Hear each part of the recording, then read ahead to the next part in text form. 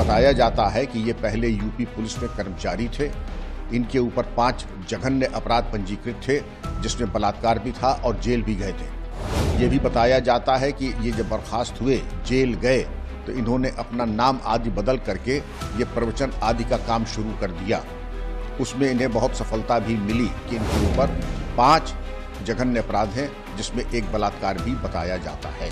जनपद हाथरस में कल दिनांक 2 जुलाई 2024 को जो घटना हुई है दर्दनाक, जिसमें 121 व्यक्तियों के मरने की आशंका बताई जाती है, जिसमें अधिकांश महिलाएं हैं और 7 बच्चे हैं।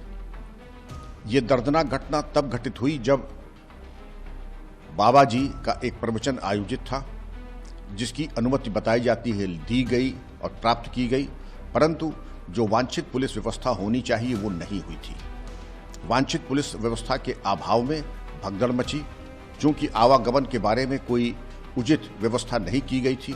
सुविचारित योजनाबद्ध तरीके से ये आयोजन नहीं हुआ था कि दुर्घटना को एक तरीके से दावतनामा दिया गया था। और इतने बड़े जनसमूह में केवल 72 पुलिसकर्मियों का लगाया जाना, और इतनी बड़ी जनसमूह अकस्मात आसमान से नहीं उतरती है, उनके इकट्ठा होने में समय लगता है। स्थानीय पुलिस की जिम्मेदारी थी कि जब भीड़ इकट्ठा हो रही थी तो उसके ऊपर उनके द्वारा वांछित कार्रवाई, पुलिस बल के रीइंफोर्समेंट्स, कंट्रोल रूम के माध्यम से संचालन, सीसीटीवी आदि और ड्रोन की व्यवस्था से भीड़ नियंत्रण करना चाहिए था। ऐसा कुछ हुआ नहीं। जब भगदड़ हो गई तो फर्स्ट एड और अस्पताल ले जाने की व्यवस्था भी दिखाई नहीं पड़ी, और ये बताया जाता है कि पूरी तरीके से वहां पर दुर्व्यवस्था फैली थी अस्पतालों में, और प्राथमिक चिकित्सा के अभाव में बहुत सारी मौतें हो गई। इससे ये स्पष्ट होता है कि प्रशासनिक और पुलिस व्यवस्था में बहुत सुधार की आवश्यकता थी।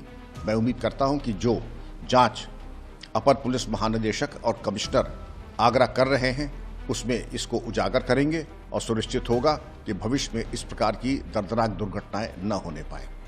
मैंने बयान नहीं दिया है, पूरे नेट में जो सूचना उपलब्ध है, आप न्यूज़ 18 के समाचार और उसकी क्लिप उसको आधार मानते हुए देखें।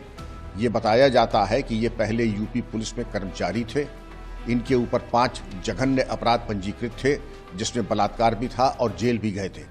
ये भी बताया जाता है कि ये जब बर्खास्त हुए, जेल गए, तो इन्होंने अपना नाम आदि बदल करके ये प्रवचन आदि का काम शुरू कर दिया।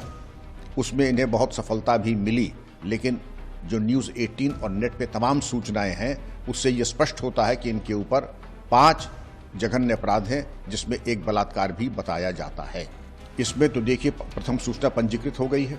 प्रथम सूचना में ये भी तथ्य प्रकाश में आया है कि आयोजकों की लापरवाही बहुत ज़्यादा थी। ये तथाकथित बाबा जी भी भूमिगत हो गए हैं, उनका कुछ अता पता नहीं है। उन्होंने वांछित समन्वय नहीं की, और जो उनसे अपेक्षा की जाती थी, कुछ भीड़ को समझाया बुझाया, वो भी उनमें कार्रवाई नहीं की।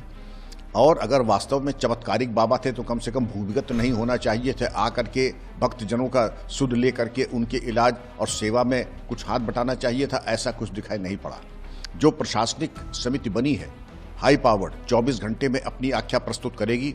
उसके आधार पर न केवल इस घटना में वांछित जो त्रुटियां हुई हैं, जो वांछित कार्रवाई होनी चाहिए थी, उसके अभाव में, और भविष्य में भी इस प्रकार की घटनाओं की पुनरावृत्ति न हो, उसके बारे में कार्रवाई प्रशासनिक होनी चाहिए। लेकिन जो आपराधिक जो कृत्य हुआ है, जिसमें इतनी बड़ी संख्या में मृत्यु हुई हैं, उनके उत्तरदायित्व निर्धारित करते हुए प्रशासनिक अधिकारियों के ऊपर और बाबा जी और उनके जो संगठन है, उनके ऊपर कानूनी कार्रवाई होनी चाहिए।